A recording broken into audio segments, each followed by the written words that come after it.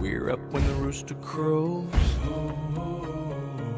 clock in when the whistle blows. 8 hours ticking slow, and then tomorrow we'll do it all over again.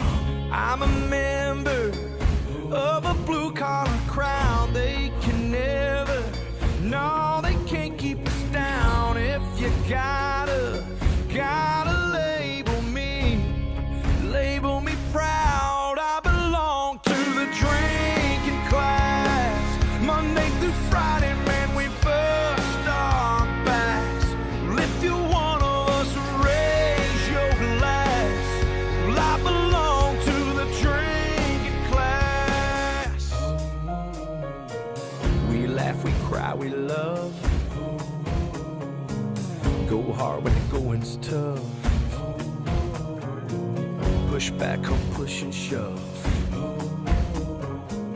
Knock us down, we'll get back up again and again.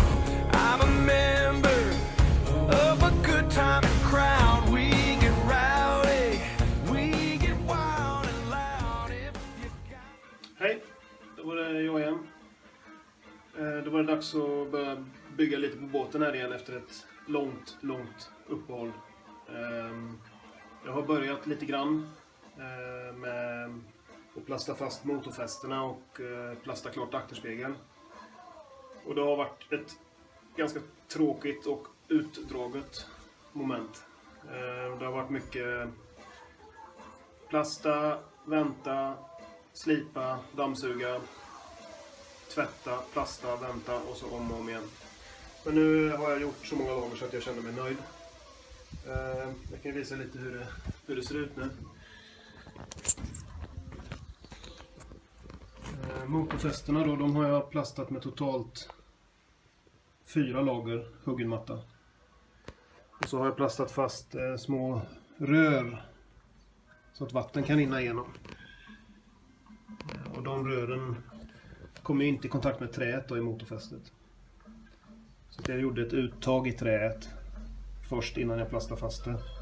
Och så satte jag upp rören i lite sån glasfiberspackel som jag visade i något annat klipp.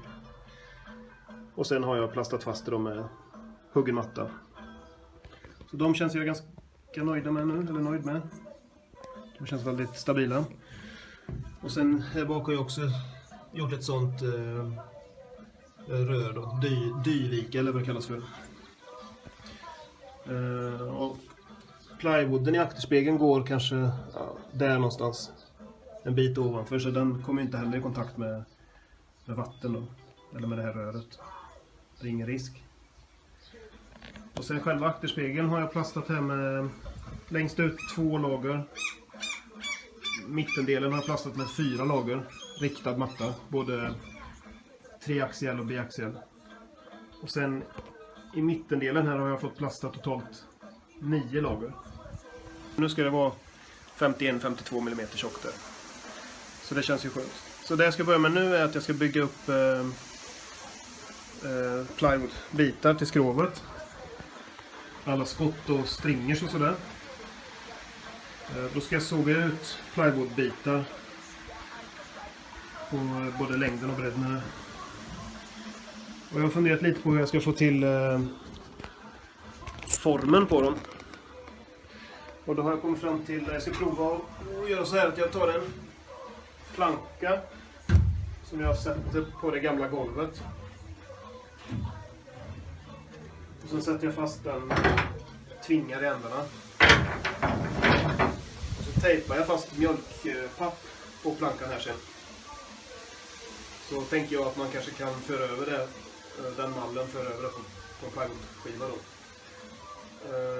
Jag vet inte om det finns något bättre sätt att göra det på. Men jag kommer att testa detta så får vi se om det funkar. Men nu känns det lite roligare att få börja bygga upp skrovet här, eller från skrovet. Det har varit mycket tråkigt slipande.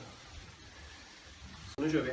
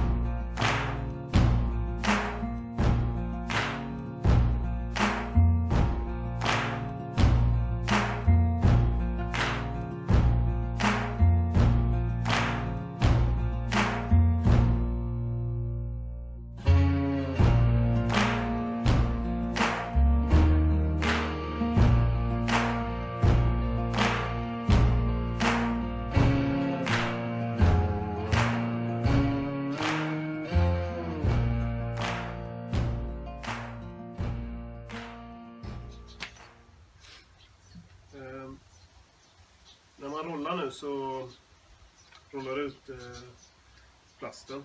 Så använder man en sån här roller. Och den här är gjord av polyester. Det finns också sådana som är gjorda av nylon så att man inte tar fel.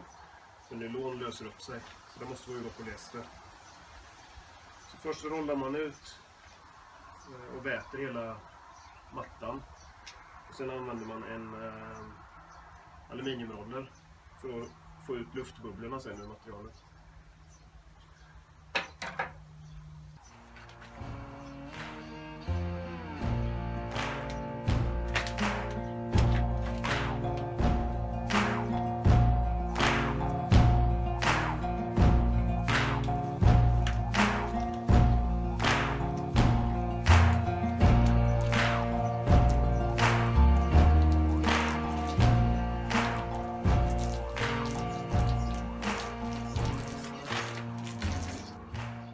Sen när man är klar så behöver man göra rent verktygen. Annars så går de aldrig att använda igen. Den här rollerhylsan, den är en engångsgrej, den får man slänga. Men jag brukar lägga dem i en plast. Båda två. Så häller jag på aceton.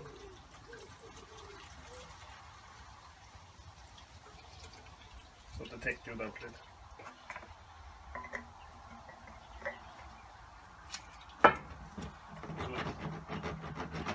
Se till att rollen blir riktigt indränkt i aceton. Sen får det stå så här.